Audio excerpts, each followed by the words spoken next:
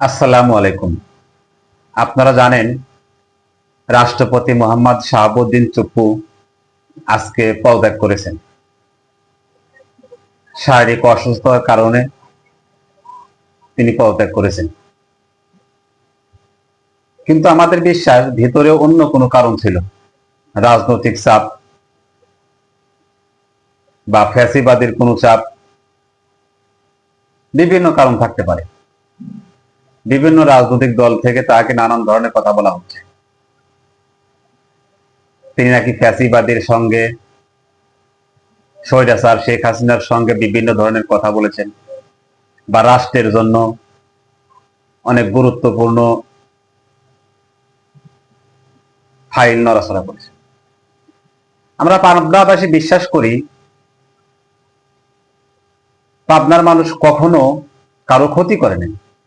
আর পাবনার রাষ্ট্রপতি, যিনি রাষ্ট্রের সর্বোচ্চ গুরুত্বপূর্ণ পর্যায়ে ছিলেন, সবচাইতে মর্যাদাশীল একটা পদে ছিলেন, তিনি ধরনের বা রাষ্ট্রের জন্য ক্ষতি হোক এমন কোনো কিছু করবে আমরা পাবনাবাসী এটা বিশ্বাস করি না।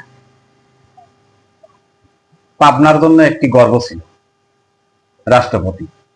জানি না আর কখনো পাবনায় রাষ্ট্রপতি আসবে কিনা, এটা আমাদের জানা নাই।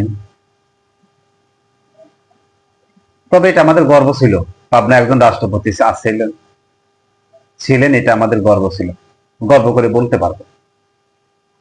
এটাই খুবই খারাপ লাগলো যে রাষ্ট্রপতি পদত্যাগ করেছেন বা তাকে করানো হয়েছে।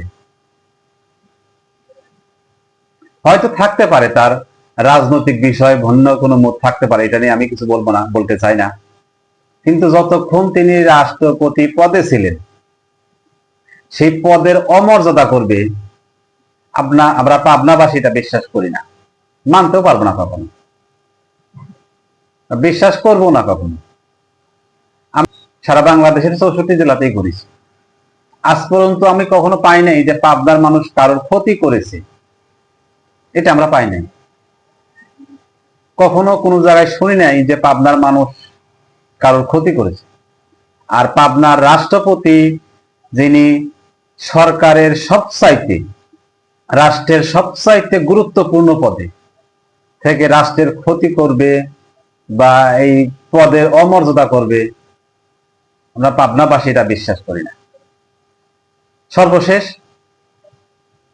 রাষ্ট্রপতির দীর্ঘায়ু কামনা করছি, আল্লাহ যেন তাকে শারীরিক সুস্থতা দান করেন।